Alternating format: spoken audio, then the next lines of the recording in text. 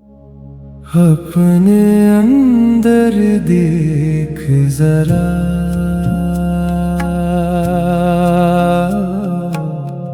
मैं हमेशा से एपिसोड यही 6। था। माफ़ी का मतलब भूलना नहीं होता। फॉरगिवनेस से दिल का बोझ कैसे हल्का होता है। सलाम, नमस्ते, सत श्री अकाल। मेरा नाम अली है और आप सुन रहे हैं ज़िंदगी से गुफ्तगू, सुकून, शुक्र और रूह के यूनिवर्सल सबक। आज का एपिसोड है माफ़ी का मटीरियल भूलना नहीं होता। आज हम एक ऐसी चीज़ के बारे में बात करेंगे जो बोलने में सिंपल लगती है लेकिन करने में बहुत गहरी होती है। माफ़ी, फॉरगिवनेस। हम में से बहुत लोगों ने माफ़ी का नाम बहुत सुना है। बचपन से हमें सिखाया जाता है कि माफ़ करना अच्छी बात है। रिलीजन में भी माफ़ी की बात होती है। बुजुर्ग भी कहते हैं, बेटा माफ़ कर दो, दिल हल्का हो जाएगा। लेकिन जब दर्द गहरा हो, जब किसी ने सच में हर्ट किया हो, जब बिट्रेयल हुआ हो, जब किसी ने हमारी इज्जत, मोहब्बत या ट्रस्ट को डैमेज किया हो, तो माफ़ करना इतना ईजी नहीं होता। और कभी-कभी लोग माफ़ी को गलत समझ लेते हैं।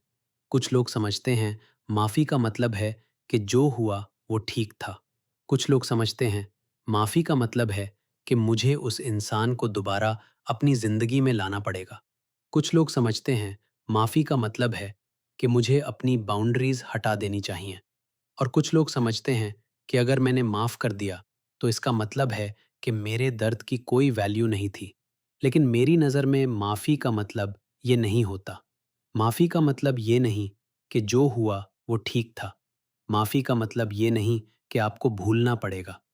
माफ़ी का मतलब ये नहीं कि आपको उसी सिचुएशन में वापस जाना पड़ेगा।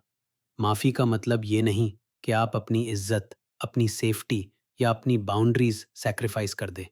माफ़ी का मतलब अक्सर सिर्फ इतना होता है, मैं अपने दिल को इस दर्द की कैद से धीरे धीरे आज़ाद कर रहा हूँ। मैं अपनी रूह को उस कहानी के बोझ से हल्का कर रहा हूँ।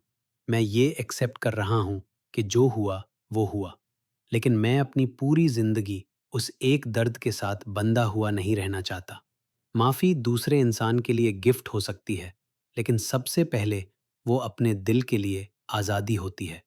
कभी-कभी हम किसी को सालों तक अपने अंदर लेकर फिरते रहते हैं। वो इंसान शायद अपनी ज़िंदगी में आगे बढ़ चुका होता है, लेकिन हम अभी भी उसकी बात, उसका बिहेवियर, उसका बिट्रेयल, उसका रिजेक्शन अपने दिल में रिपीट कर रहे होते हैं। हम सोचते हैं कि हम उसे पनिश कर रहे हैं, लेकिन असल में अक्सर हम खुद अपने दिल को पनिश कर रहे होते हैं। हर बार जब उस दर्द को याद करते हैं, बॉडी टाइट हो जाती है, सांस बदल जाती है, दिल सख्त हो जाता है, दिमाग पुरानी कहानी में वापस चला जाता है और धीरे धीरे वो दर्द हमारी आइडेंटिटी का हिस्सा बन जाता है। मैं वो हूँ जिसे धोखा मिला। मैं वो हूँ जिसे वैल्यू नहीं दी गई। मैं वो हूँ जिसे छोड़ दिया गया। मैं वो हूँ जिसे समझा नहीं गया। दर्द रियल होता है, लेकिन अगर दर्द आइडेंटिटी बन जाए तो इंसान अपनी असली रूह से दूर हो जाता है। रूहानी सफ़र में माफ़ी का मतलब यही है।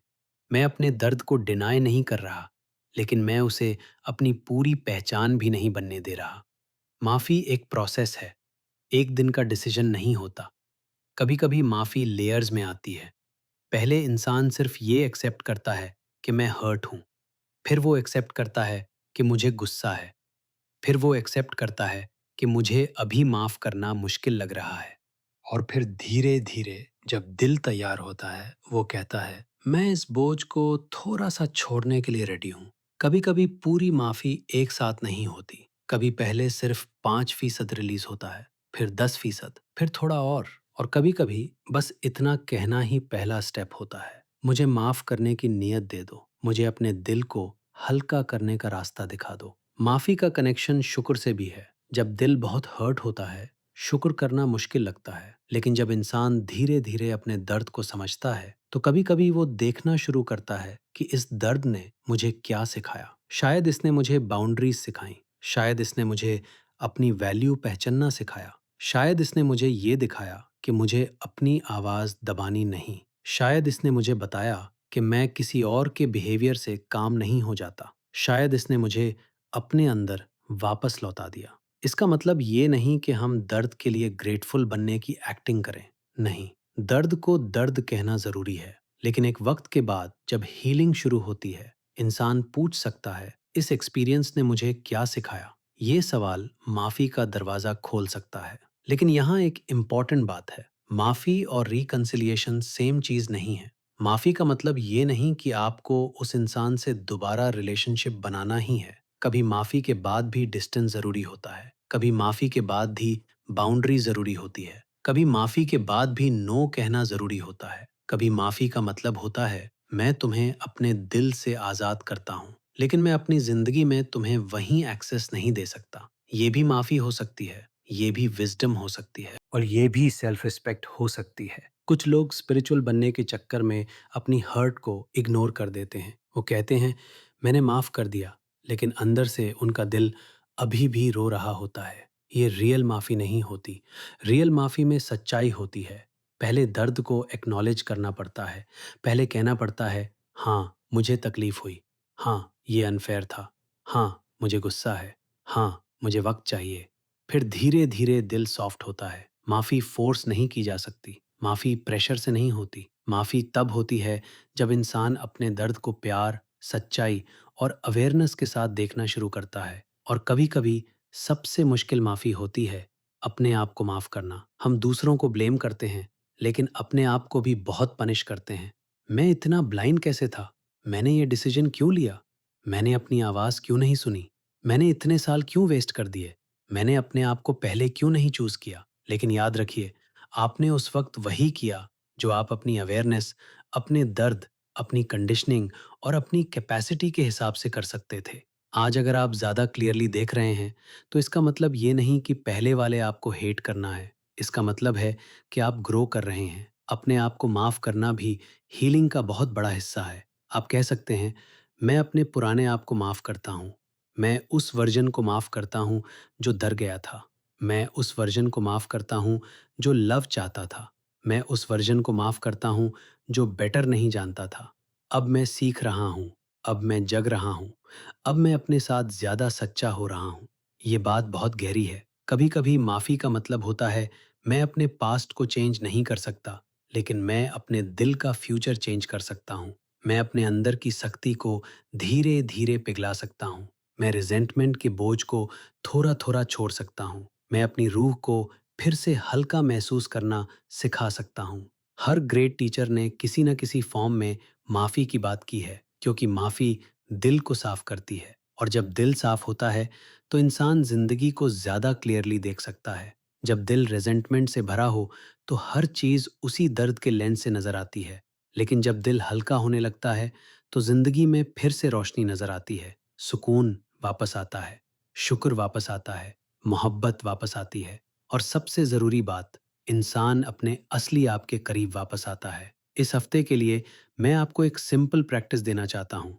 एक पेपर पर लिखिए, मेरे दिल में अभी किस बात का बोझ है। फिर बिना जजमेंट के लिखिए, किस इंसान का नाम आता है, किस सिचुएशन का नाम आता है, किस पुरानी बात का दर्द अभी भी दिल में है। फिर उसके नीचे लिखिए, मैं अभी पूरी तरह माफ करने के लिए रेडी हूँ या नहीं।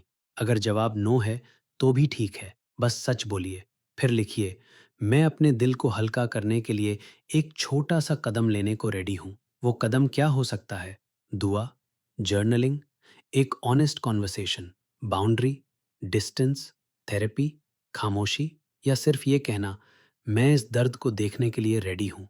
आज का सवाल है, मैं किस बोझ को इतने अरसे से अपने दिल में लेकर चल रहा हूँ, जिसे अब धीरे धीरे छोड़ने का वक्त आ गया है। जवाब फौरन आए या ना आए, कोई बात नहीं, बस सवाल को दिल में रख लीजिए। आज के लिए बस इतना याद रखिए, माफ़ी का मतलब भूलना नहीं होता। माफ़ी का मतलब ये नहीं कि जो हुआ वो ठीक था। माफ़ी का मतलब कभी-कभी सिर्फ इतना होता है कि मैं अपनी रूह को इस बोझ से आज़ाद करने के लिए रेडी हूँ। मैं अली हूँ, और आप सुन रहे थे ज़िंदगी से गुफ्तगू, सुकून, शुक्र और रूह के यूनिवर्सल सबक। अगर ये एपिसोड आपके दिल को लगा हो तो इसे किसी ऐसे इंसान के साथ शेयर कीजिए जो अपने दिल का बोझ हल्का करना चाहता हो। अपना ख्याल रखिए। सलाम, नमस्ते, सत श्री अकाल। दिल का रास्ता खिल गया, जो ढूंढा था दूर कहीं, वो अंदर ही मिल गया। जिंदगी से गुफ्तगू अब दिल में चलती रहे।